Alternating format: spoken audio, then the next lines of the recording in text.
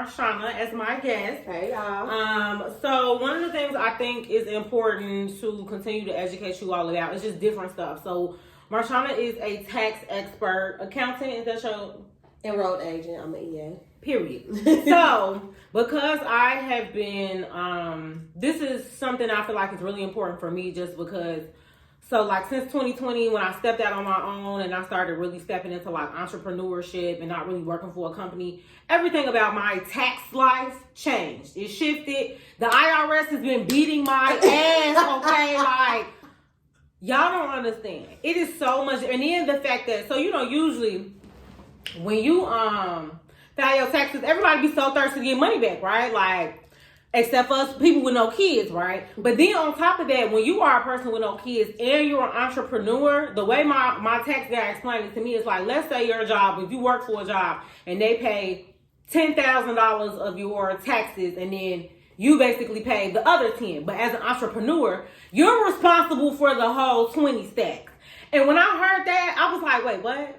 So it shifted my mindset around the money that I make as an entrepreneur, because now it's like every time I get paid for something, I have to put up money for that to be able to account for my taxes. And then not only that, I'm in the process of, I want to buy a building this year. So the last 2 years, number one, I had to wait and I had to be in entrepreneurship for at least 2 years.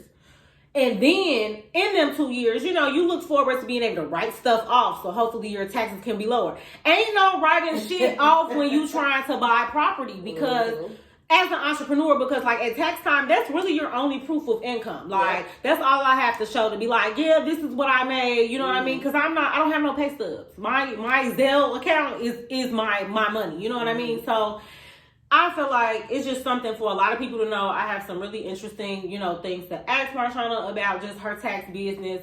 And so we're just going to go ahead and get started. And I'm going to let her take over and really letting y'all know what's what.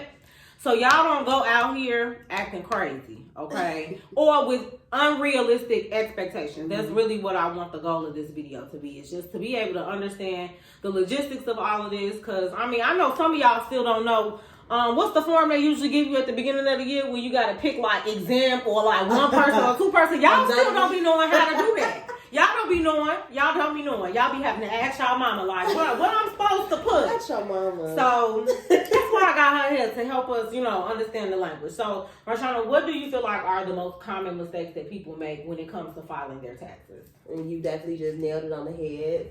Filling out your W-4. People definitely fill out their W-4 wrong. W-4 is something that you fill out when you're an employee, and that's exactly what you give to your personnel department to tell them how to tax you and to tell them how to take taxes out of your check. They recently did change this form. So some people think it's a little more difficult, but of course they feel like they made it to be more simplified. Okay.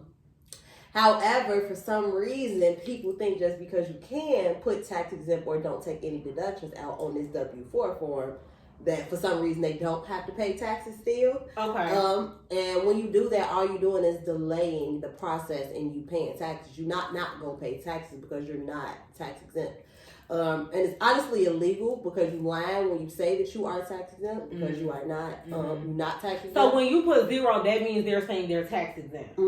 Does anybody realistically fall into that category? Yes, nonprofit organizations, religious organizations, qualified organizations. If you are actually tax exempt, you know that you are a tax exempt organization. Okay, but if you're working for Bill and Bob Company, you shouldn't be putting 0 down. Exactly. No, you should not be putting 0 down on your W-4 form. Okay, so you should be putting at least 1. So no, how does that work? So it don't go like that no more. So that's how the old W-4 form used to go. When we just pick how many exemptions apply to you, and then you put 1, 2, 3, 4, 5, 6, 7, whatever the case is. Okay. However, it's not like that anymore. So they've redesigned the W-4 form so that they can more accurately take out what you actually owe for taxes. Okay. So that they are eliminating giving such big refunds. Because the refund ain't nothing but the overpayment of what you've given to the IRS. So whatever you done gave them, they just giving you that back based on what you put on that tax return, your filing status, your dependents and all that. And also based on what's on that W-4 form. Okay. So pretty much they've redesigned it to get closer to the actual number again, so that they're not having to give so much back as refunds. So it's not as simple as a 1, 2, 3, 4, which is why people think it's more difficult. It do require a little bit more math, but only if you have dependents.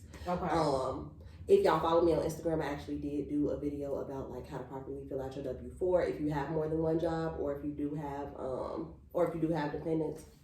But yeah, so yeah, they've tried to make it more simple. So that's another reason too that people are going to see lower refunds. If you're a single individual, like, does the numbers go up based on if you have dependents? Yes. Okay, so if you was no. Wait, I'm sorry, I answered that in the wrong way. So they're going to take out less taxes in your check if you have dependents because you need more of your money to do, to take care of your dependents.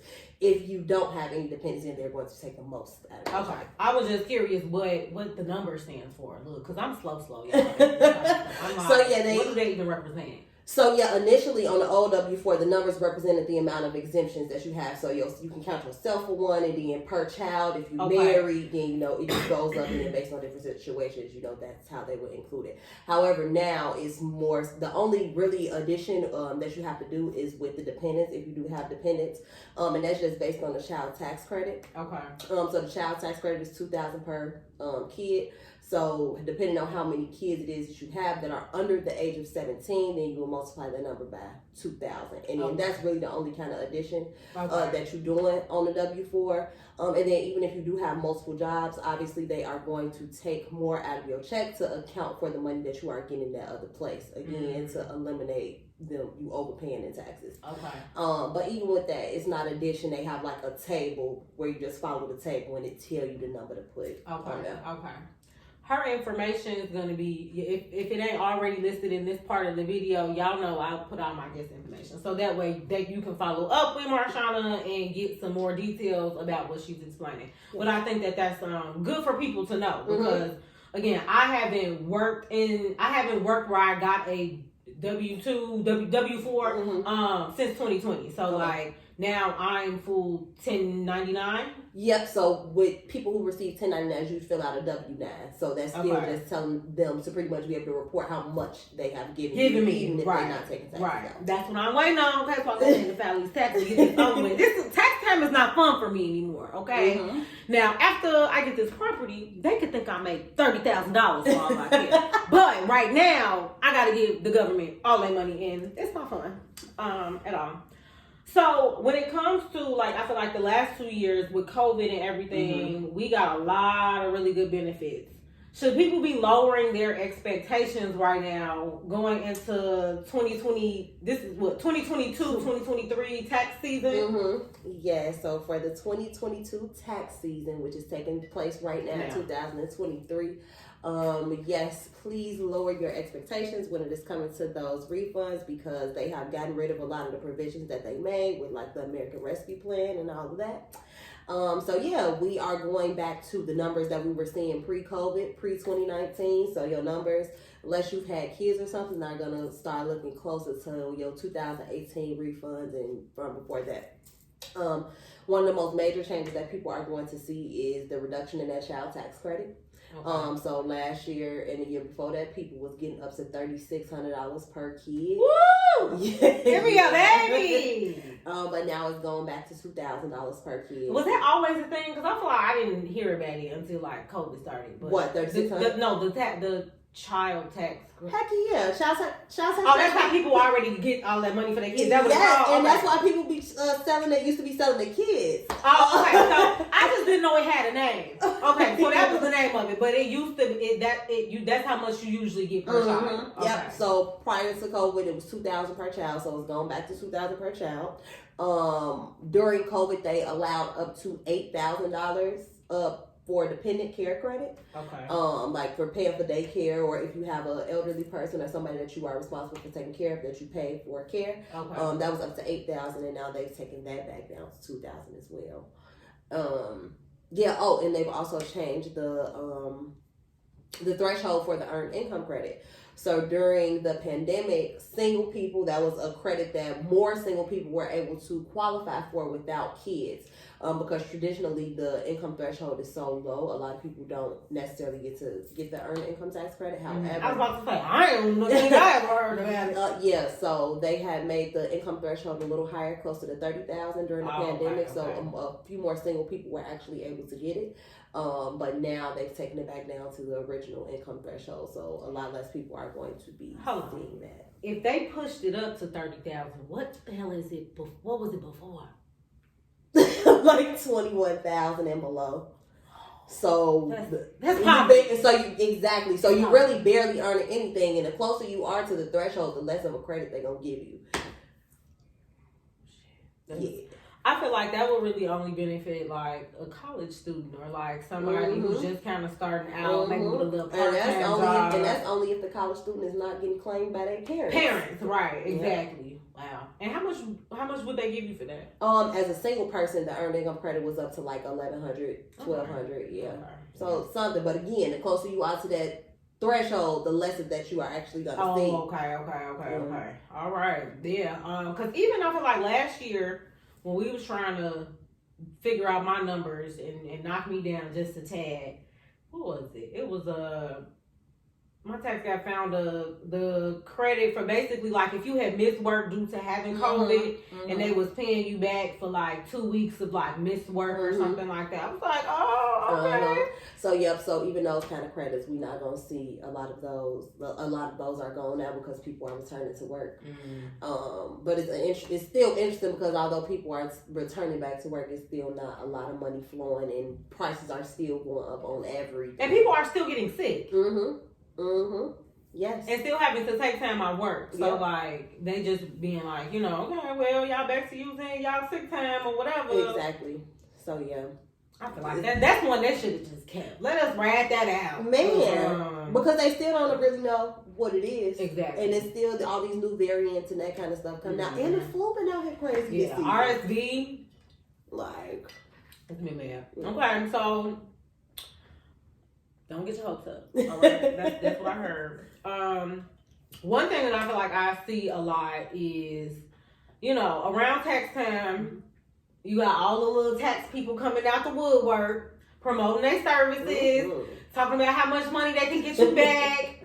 And I feel like you are a legitimate businesswoman. So number one, that's why I wanted you to come and talk about this. But I also wanted you to give like some feedback on things people should be weary of, because I feel like it sounds good, right? Like, yeah, I could get you 8 bands, I could get you 12 bands. All of that sounds great, but like, y'all need to be careful because somebody can, the IRS don't play about their money. The IRS is not going to play about their money. That's number one.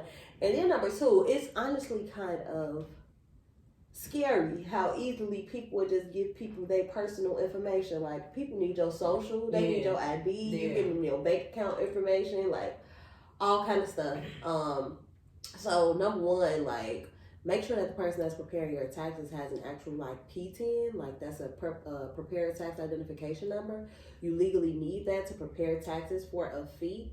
And that means that person is registered with the IRS. So in the event that that person does do something fraudulent on your taxes or do something to your taxes without your knowledge, the IRS knows exactly who it is that did that. However, 9.9 times out of 10, when people was getting people these $30,000 refunds and all that stuff that they actually don't qualify for. If you look at the actual tax return that the person has prepared for you, at the bottom of it where their name should be, your name is right there. It says that you prepared that tax return on your own. So when the IRS is gonna come looking for you anyway, because like that had your name on it anyway, it was your tax return. So you are responsible for any information that's furnished on your tax return. But yeah, it's saying that you self-prepared it. Like, yeah, it really ain't. No, you not really getting out of that. You prepared this tax return. So you think they want to hear about? Oh, well, I see this person on Instagram, and this tax return say you did it. Look, I'll be checking a lot of man like, Timothy, is your name down here? Because I trust you, but I ain't playing no game. So yes, if you paying somebody to prepare your tax return, their name should be at the bottom of your tax return that says that they are a paid preparer. Another thing that you need to look out for is like, if it just sounds too good to be true. Like, if somebody is saying they can get you XYZ dollars, they probably are also saying, okay, once I get you this XYZ dollars, I want a percentage of this money that I'm about to get you. It's illegal as a tax preparer for somebody to charge you a percentage of your refund. Like, we literally cannot do that. Your fee is what your fee is, and that fee should be disclosed to you like prior to you getting your taxes prepared. So yeah, if somebody's saying that they're going to charge you a percentage, be wary of that. What else? And just look at people. Just social media kind of give you an open door, to everybody at this point. Just use your discernment, your common sense, your intuition. Okay, if Lil Ray is talking about he doing taxes now, you might not want to go to him, even if he is thinking he getting people back 15 bands. Do you really trust this person with your social? Because that's a real question. Do you really trust this person? Do you really trust this person, to be your intermediary between you and the IRS? Yes. Again, the IRS not gonna play about their money. And, I don't know if people know this, but, the IRS is a very delayed, they're a very delayed system. However, so they might not get you now, but baby, they gonna come. They're coming. And when they do, they gonna charge you for the time that they waited. Absolutely. Get the money from you. Absolutely. Yeah, I know it took me 3 years to get in contact with you, but yeah, I need interest and penalties for them 3 years, even though I'm just now reaching out, and I need it now. And if you don't give it to me now, we gonna get it. They gonna find a way to get it. No, I think that's really important for people to know, because even in again, this goes back to my journey in this entrepreneurship. So last year, we ended up, when I put my taxes through, right?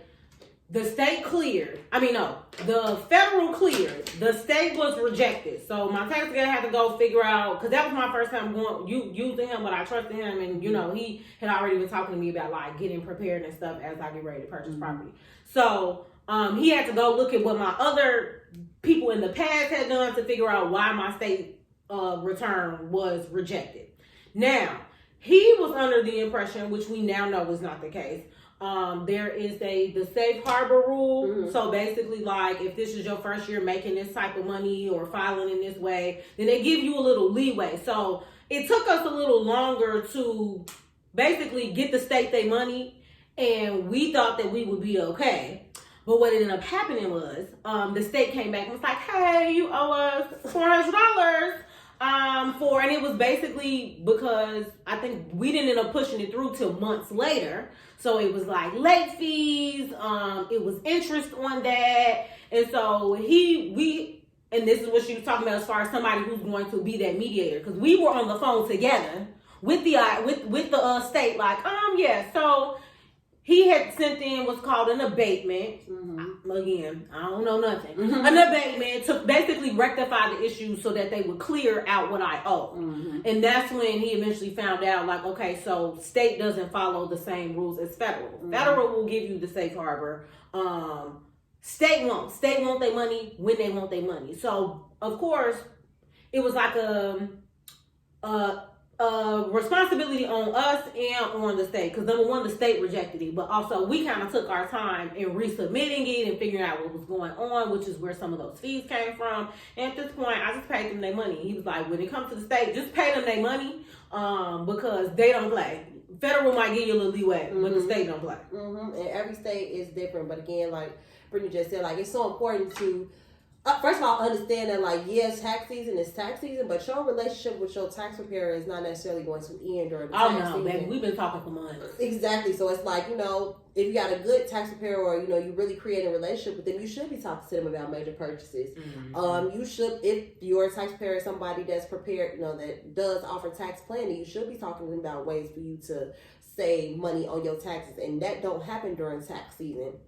A lot of people don't understand that once it's tax season, the year is over. It's done. Everything that you've done for the tax year is closed. We in a whole new year. Mm-hmm. So, if you owe XYZ dollars, that kind of just is what it is, because it's based on what you've already done. Mm-hmm. However, what we can do is plan your purchases and what you're going to do in 2023 so that we can make sure that you qualify for some credits. Right. And make sure that you are saving on your taxes so that you're not running back into this same situation in the year 2023 when it comes time for you to file your taxes.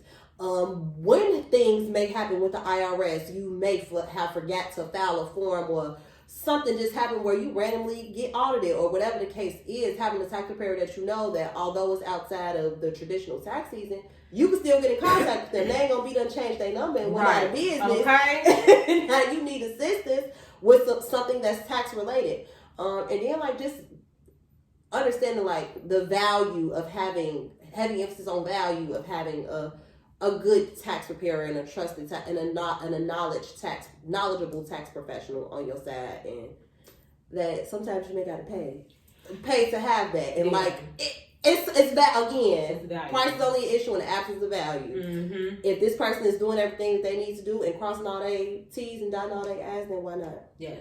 And I'm gonna say, especially like for entrepreneurs, because I mean, when you working 9 to 5, so much of like your tax stuff can be affiliated with like your job, and they help you a little bit more with that. But as an entrepreneur, you need to not, if you own a business, you need to not play about investing in a good tax person, because the more your business grows or the more money you make, the more stuff is going to potentially come up, or you're going to be trying to do more with that money, and you're going to need somebody there that's going to help you figure out what that needs to look like. Something that I meant to put down in our list of questions that came to me, because I remember I had sent my brother to somebody that I had went to before, and when the time came around again, he's like, "Oh, I don't want to go to him because I feel like I feel like they charge too much." So I'm curious, what is the average price people should be paying to get their taxes prepared? Is it a usual average number? Is it different for every preparer? What does that look like? I'm gonna say that it is different for every preparer. And 9 times out of 10, that's gonna be based on experience level as far as like their starting rates. There are some people who charge a flat fee. There are some people who charge based on complexity. There are some people that charge based on their years of experience. Of course, the first year tax preparer is likely gonna be cheaper than the tax preparer that's been in the business for 5 years, 10 years. First year tax preparer is likely going to be cheap. A person that work at Jackson Hewitt is likely going to be cheaper than a CPA or cheaper than an EA. It's so many levels to like doing taxes that it's kind of hard. I would say like average. You can probably consider average prices what you're going to see at Jackson Hewitt, or I guess like a Liberty Tax or something like that. I would say about $300 for an individual. But again, you probably not gonna get the same service that you would as if you find a small business that does taxes, or that specializes in taxes for individuals or businesses or whatever your situation is. And that's the other thing. Nobody's tax situation look the same. My tax situation different from yours. Yours different from your next door neighbors. Theirs different from the person down the street. Yeah. And I feel like some people be looking at like, oh, well, my friend only paid $300. Well, yeah, your friend only got one job with one W-2. Okay. You got 4 jobs. You work for Uber. You got a side business. So no, your tax return not gonna be the same amount as theirs. And people that got kids, people that are in school, like there are people that are investors, people who have who own real estate. It's so many different levels that like me personally, I charge by level of complexity. Okay. The person that has a simple return price is definitely gonna be cheaper than the person that got a lot of different things going on. Okay. And I feel like a lot of people are moving to that. Okay. And if it is a flat fee, the flat fee is probably kind of high. Okay, that makes sense. That makes a lot of sense. Cause I was like, man, I don't know. I usually pay somewhere between $300 and $400. Like, and that to me ain't that deep. Like, that's just kind of what I've seen since I've been filing taxes. But like, if you going to somebody else and they charging you cheaper, it's like, cool, but do you trust their work? So you rather like pay and know what you're paying for, and then like we've been talking about all these other details that let you know you just have a really good tax preparer. Because again, like I said, I pay my guy that fee, but he been helping me all year, doing stuff on my behalf. So like I'm not paying him every time he hop on a call with me or things like that. So at this point, I'm not giving that man whatever he want because he's helped me throughout this point. So. I think that's good for people to understand and realize, because they may hear a price and think like, oh, because I'm like, is there ever a point where it's like a crazy quote? I would say it's crazy when somebody is saying, okay, well, I can get you $10,000 back. I need 10% of your refund. Okay. So yeah. I mean, again, just because you're paying a lot for a preparer also don't necessarily mean that they are the best. I feel like most preparers, they do give you the option to have like a call or something before you actually schedule an appointment with them. Because again, this is the person that you're going to be building a relationship with. The same way you get your hairstylist or your nail tech or your whoever, your barber, you're like whoever. This is the person that you should be building a relationship with. This is not a one and done, kind of thing. So make sure you vibe with that person. Make sure that person is knowledgeable in the area that you need them to be knowledgeable. And if you're a business owner, then make sure this person understands good things for your business, how to write off things in your business. They're familiar with your industry and right. all that kind of stuff. So yeah. Okay, good. Okay, so one of the things that I think is typically argued about, you know, whether it be on social media or in people's households worldwide. What literally made me think about it is I did have a client who she wanted to, she just had a baby, and she was like, I need to figure out how to talk to my boyfriend about filing our son, because I don't want him to file him. I want to file him because he's on my insurance. I'm paying for a lot of the things that he needs. Like, he's involved and he's a great father, but I just feel like I should be able to file him. And so I was like, you know, what do you think he's going to say? Like, we kind of talked through what the conversation may look like to try to ease some of her like fear or concern or anxiety and bringing it to him. I'm like, well, you sound like you have a good case. Like, you being able to say, and it's not like you're saying you don't want to give him anything, right? Like, are you comfortable giving him a percentage? What percentage would that look like? You know, depending on what you get for the baby. Like, though, like, we got to kind of think about it that way and asking him like what he thinks is fair and then what you think is fair, and hopefully come into some sense of compromise. So I'm sure, you know, people who file their returns who have kids, they may have spats and conflicts around this time about like who gets to file the kids. And so I guess what advice or what approach would you say is beneficial for people who share kids, who may or may not be together, and who gets to file the kids? I mean, honestly, the way that it's supposed to be determined is who the child spends the most time with. Where does the child live primarily? And even if it's a split situation, it's 365 days in a year. So that's not an even number. So the child is still somewhere at least one more day. And if it come down to that, then that's what it come down to. That's the person that gets to file the child. And, you know, hopefully you don't, you know, got to get that petty. However, in the event that it does, there is a form called the 8332, and pretty much that is the non-custodial parent getting permission from the custodial parent saying that they have permission to file the kid. Because there are definitely cases where one parent is trying to beat the other parent to the tax office. And that's what I think about. Like, what happens when that happens? So when that happens, the late parent, their return gets flagged because the child's social security number is already in the system. So, I mean, when that happened, then that kind of obviously alerts you like, oh, okay, somebody wasn't supposed to be filing this child, or that wasn't a discussion that was had.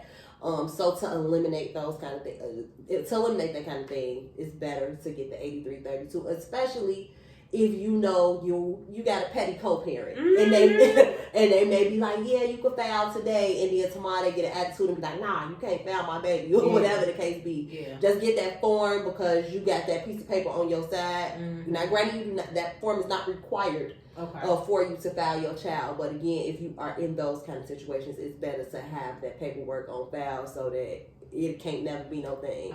Because then it just becomes a matter of he said, she said. I've seen cases where the parents pretty much switch back and forth. 1 year. 1 year, you know, they do the other one. But honestly, most times, mommy gets to file the kid. That's just what it is. And that makes sense. And I feel like, shoot, for a while, the way I remember my parents doing it, and again, they're together, so of course they came to a certain agreement on that, but it was like, one of them got the kids and the other got to file the house. Work it out however you need to work it out. But, you know, when you kind of have assets, you can kind of make sure everybody is getting a little bit of a piece of the pie in that regard. But, yeah, I feel like, you know, it's important to be able to have these conversations and it not be, you know, super petty. Because it's been times I've had a client who, you know, she said, I usually give him half of what I get for the baby, and I think that's crazy because the daddy don't do shit. So I'm like, oh, you a nice baby mama because you gotta. I mean, the thing is he gets the child, but he doesn't financially contribute to the child. So I'm just like, I don't know if I'd be willing to split half. Maybe I'll break you off a little something, but like half. That's nuts for a parent that don't give you no money and you covering all the financial costs. So with the form that you were discussing, like non-custodial parent versus the custodial parent, would you need to have, I guess, like a court situation where you all have determined, like, what am I thinking of? Visitation, the time spent, and all of that. Now, if it do come down to that, like if they have been in court, then 9 times out of 10, the judge is probably going to recommend that they do that 8332 form. However, it don't gotta be all that. You can just have it's available online. You can just print it out and give it to your tax preparer, or your tax preparer fill it out for you. But yeah. The custodial parent does have to sign off on it, and you would just submit that with your tax. But I guess what I'm asking is like, how do they determine who is the custodial parent? The custodial parent is the person that the child live with. Okay. So wherever they register for school at, wherever they spend the most of their, that's the custodial parent. And I mean, that's the thing is like, in that case, having certain receipts and like, you know, evidence or factual like documentation on your child is what's best. In case you ever need to just prove some things about who the custodial parent is. Because I know, like, of course, like we was talking about, if you feel like you all have 50-50 joint custody, then it's always the argument, well, they with me just as much as they're with you, and like...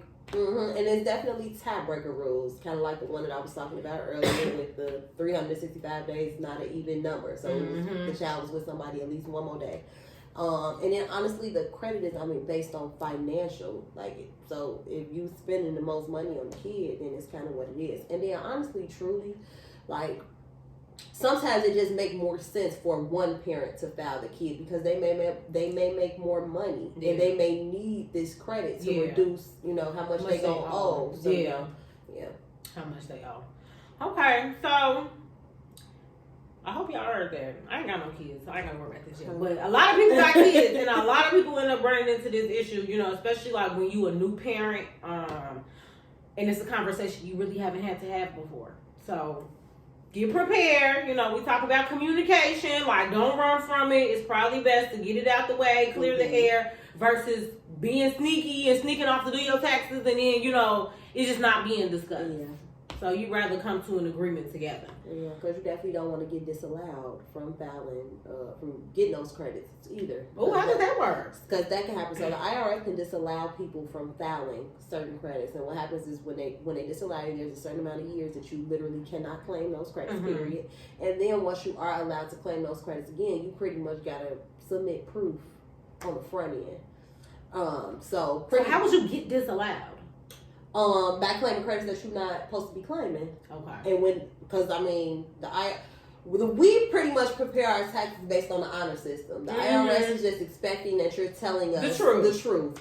Now, granted, they do got checks and balances in place. However, if it do come down to them and say, "Hey, Brittany, show me why you claimed this deduction," or "Show me why you said that you claimed this credit," or why you feel like you qualify for this credit, you do have to furnish that proof. In the event that you cannot furnish that proof as to why you qualify for that credit, they can disallow you from filing it again. Okay. That's good to know. Okay, so what are some good things people can invest in to help with tax season? Number one is going to be real estate, obviously. Real estate, you get a lot of deductions. You are able to qualify for credits. And then obviously real estate can also bring you income. Another one I will also say is a small business. I don't know if people know this, but the tax code is designed for business owners. I know, like, a lot of people, as a business owner, a lot of us don't really look forward to a tax time because we kind of already know that we are going to owe. However, again, going back to tax planning, if you got a tax plan in place, you could put yourself in a position where you're not paying those taxes. It's not a fluke that Amazon and these big companies are paying $0 in taxes. They got a tax plan in place that they done set up to make sure that they are not paying taxes. And they are able to do that because, again, the tax code is designed for business owners. And that's why so much changed with businesses and all that money was available, because when Trump was in office, Trump was a businessman. Trump was never intended to be a president. He was a businessman. So he was coming in and redesigning things to be more beneficial to business owners.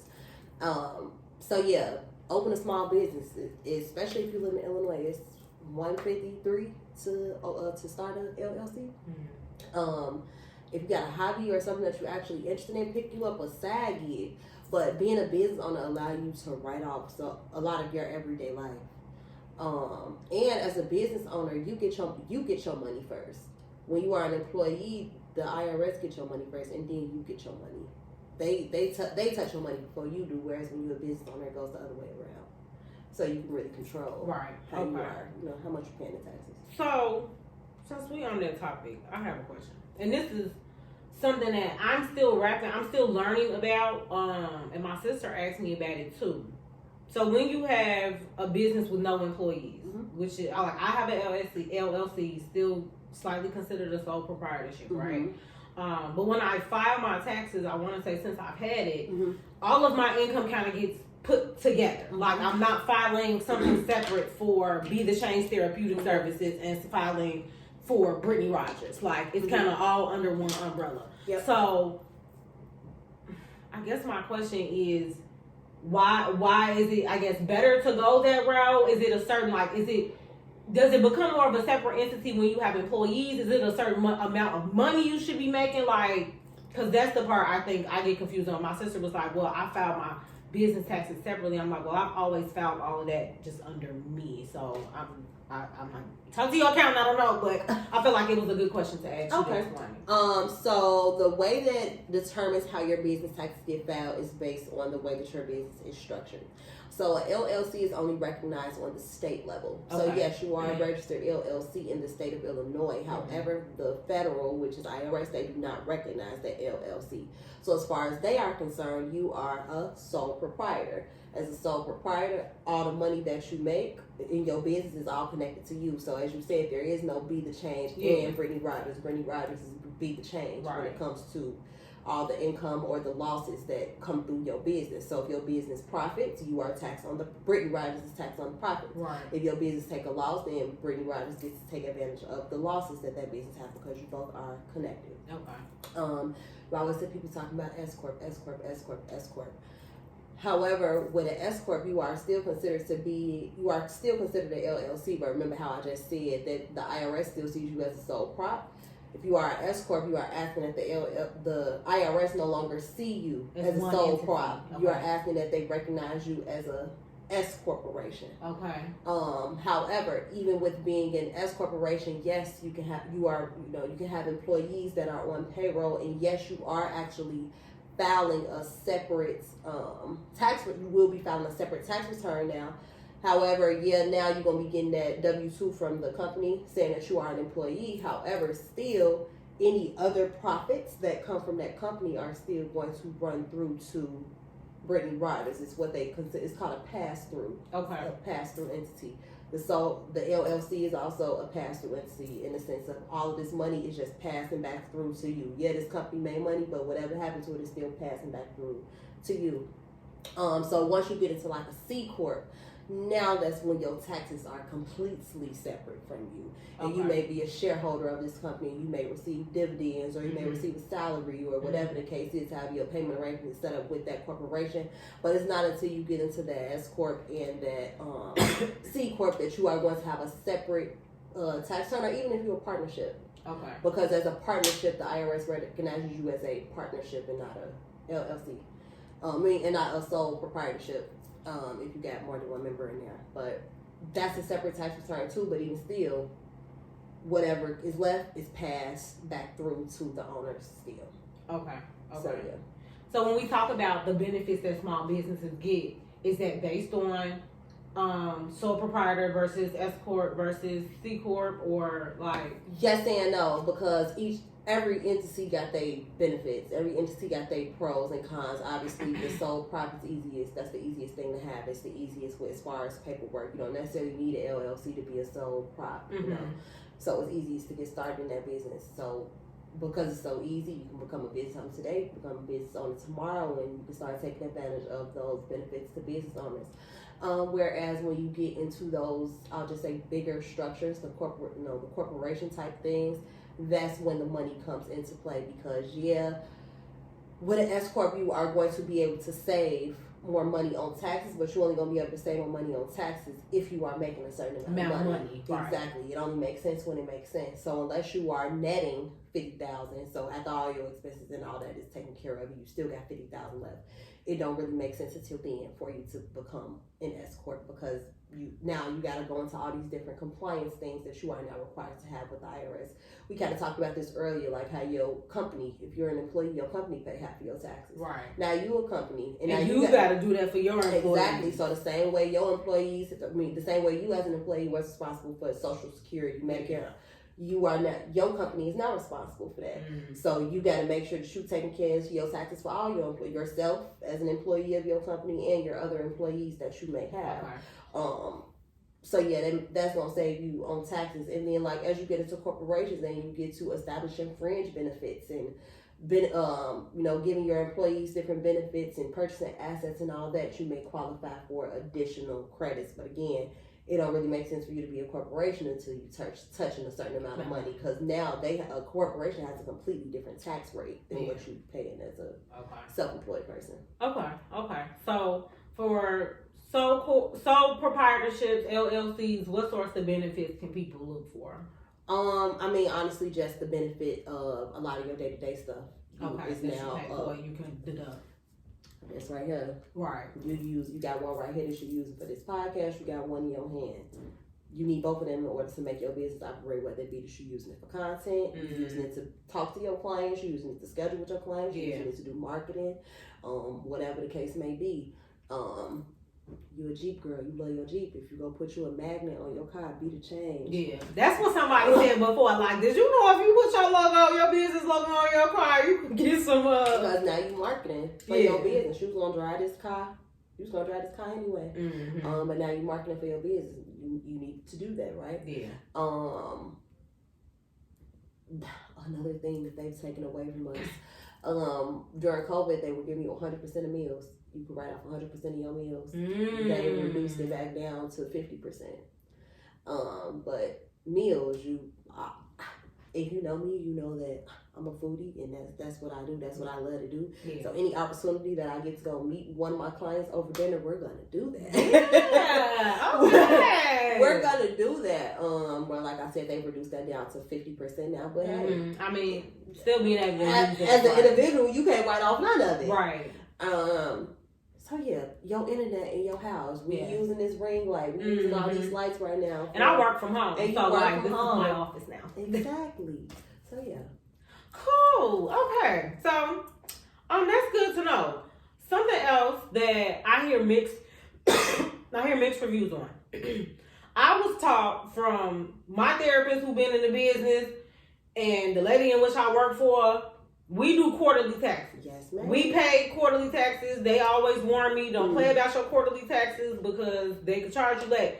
But I hear about some people who are entrepreneurs, whether they be like I have a client who just started doing hair. Mm-hmm. And he said he talked to his tax person and they said that he didn't have to pay quarterly taxes. He could pay it at the end of the year. What is the difference? Like, is one better than the other? Because I was just always taught to pay your quarterly taxes. And whoever taught you that right. Because it is a difference. So again, we were just talking about how when you are an employee, your employer is paying your tax. You and your employer are paying your taxes proactively because they're taking them out of your check. Yeah. So you paying them. You ain't got to worry about it. However, when you are an entrepreneur, ain't nobody paying them taxes for you. So they have quarterly due dates. Again, something that we also talked about earlier is the fact that when it's tax season, the tax year is already closed. 2000 and whatever is already closed when it comes time for you to file your taxes. So whatever your tax bill is at that time, that's what you owe. Right. Plus what you owe. We in the first quarter now. Yeah. Plus what you owe for being late, because these were the taxes that you owed for last year. Because this is all, we're reporting what you did last year. So these are the taxes that you owe for last year. And because you didn't pay us no taxes that all for last year, now we're charging you an underpayment penalty because you're late. And then depending if you don't pay this immediately, or if you try to set up a payment plan, we're going to charge you interest for this payment plan as well. Whereas when you are doing estimated quarterly payments, the reason that they call it an estimate is because you basing it off what you have made during the quarter. So that is that's your version of you proactively paying your taxes in the way that an employer would, or the way that you would as an employee. So on April 15th, that you are responsible for paying for everything that you've made between the months of January and April. And then for you, when it comes time for Q2, that's based off what you've made in Q2. And then you are responsible for paying taxes on what you made in Q2, and then so on and so forth. So with you doing it like that, you are not late. You paid it by the time that you are supposed to pay it. So then once it comes time for you to file your taxes in 2000 and the next year, you've already taken care of your taxes. Right. So you ain't gonna have no underpayment penalty. And in the event that you have possibly overpaid, because it's an estimate based on what you made, this is gonna be your time to get your refund.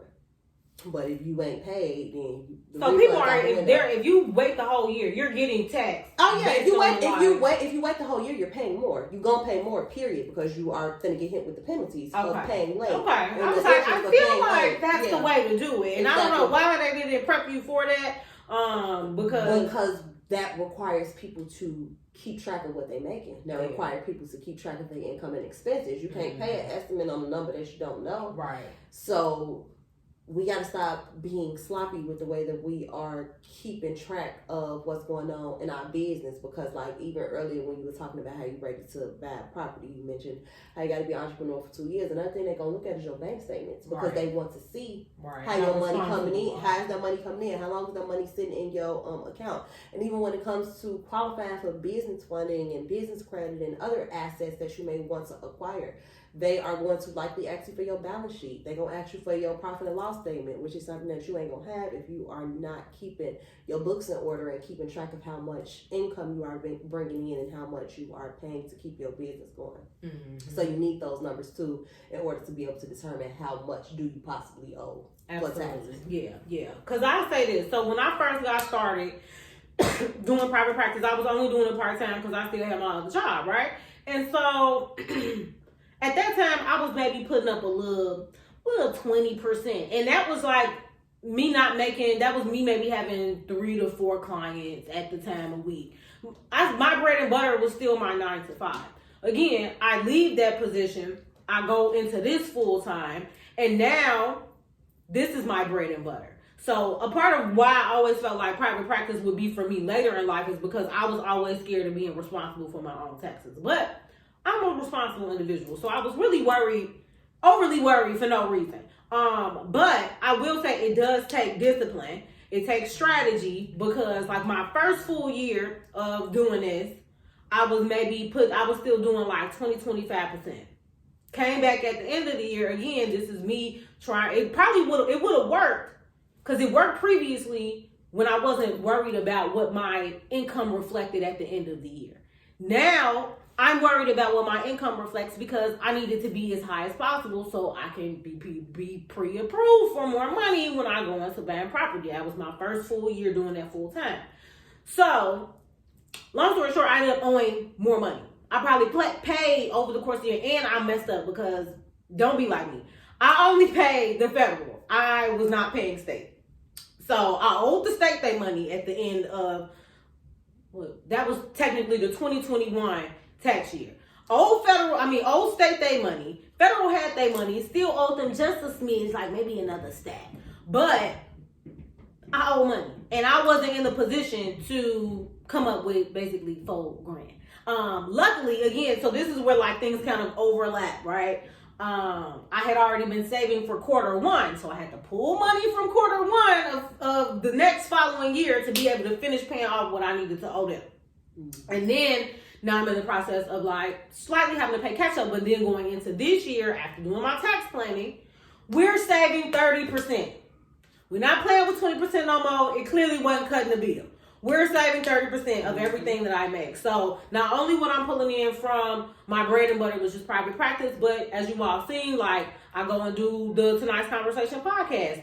They pay you. I'm a contractor with them, so I'll be getting a 1090 form back from them. I had to put taxes money up on that. I write for this mental health act. Had to put that tax money up on that. I even went back to her and was like, so you was gonna pay me $1,000 per submission. I'm gonna actually need $1,300 because I gotta pay taxes on this money. If it'd be different if you was paying me under the table. I gotta pay, anytime I have to pay taxes on some money that I'm gonna make, I'm gonna ask you for a little more, because now, if we agree to $1,000 a submission, I'm not walking away with that 1,000. I'm walking away with 700 basically. So, but if I ask you for a little more, so that's just something else for y'all to think about. Mm-hmm. Is whenever you get signed on to do something, extra, maybe outside of your job or whatever, is consider if you know you got to fill out that form with your information. Is that W-9? Your W-9. You're going to have to pay taxes on whatever they pay you. So make sure your numbers reflect like you including those taxes, or else you kind of feel like, fuck, I didn't make as much money as I thought I was about to make because I got to break some of that off. Or you don't, and then you realize how much money you made in the year and you didn't plan for that. So that's something that I had to really take serious this year, is because I'm getting in all these different little sources of income, which is great. Mm-hmm. I also have to consider, like, just like in my other money, 30% of that has to go towards that. So that way, when I walk into this, I feel so much more confident walking into my tax appointment this year, because the IRS in the state of Illinois better not look at me for nothing. Everybody got their money on time. Everybody got their money on time. Last year I was a little fluky with the dates. Now you know your dates, right? April 15th. What's the next one? July. June 15th. June, September, and then the following January. Everybody got their money on time.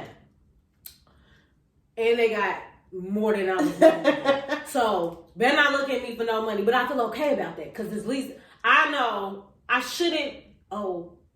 And if I do owe, it'll be a smidge or something. But as much money as I paid them this year, I made more money than last year. Mm-hmm. But I did good. I feel like I did good. And I feel like I did that because I was working with my accountant. Because even so, first quarter, like I said, I had to use some money from first quarter to cover what I owe from last year.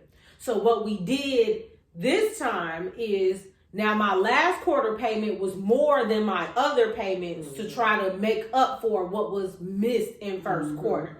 And he gave me them numbers, because baby, I would have shortchanged myself. He was like, no, you need to try to give 6 stacks to Fed and 2,500 to the state to try to make up for what you missed in first quarter. So I went, I'm like, okay, I got it. Ended up having. So I feel real good about going into this tax season. But I just think, it's just stuff you don't really know when you're doing this on your own. When, we always talk about, like, have multiple streams of income. Shit getting a little complicated. I'm coming into that, right? I got this book. I'm getting tax forms from Amazon and the sales that they made, tax forms from Square. Like, all of this is different income now that I have to make sure is getting taxed. Yeah. Now, the beauty is, so we were talking about, like, tracking your business income.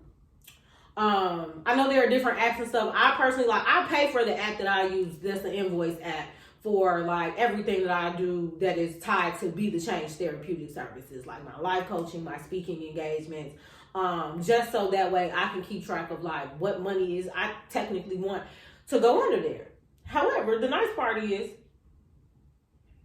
that money isn't tied to nobody else.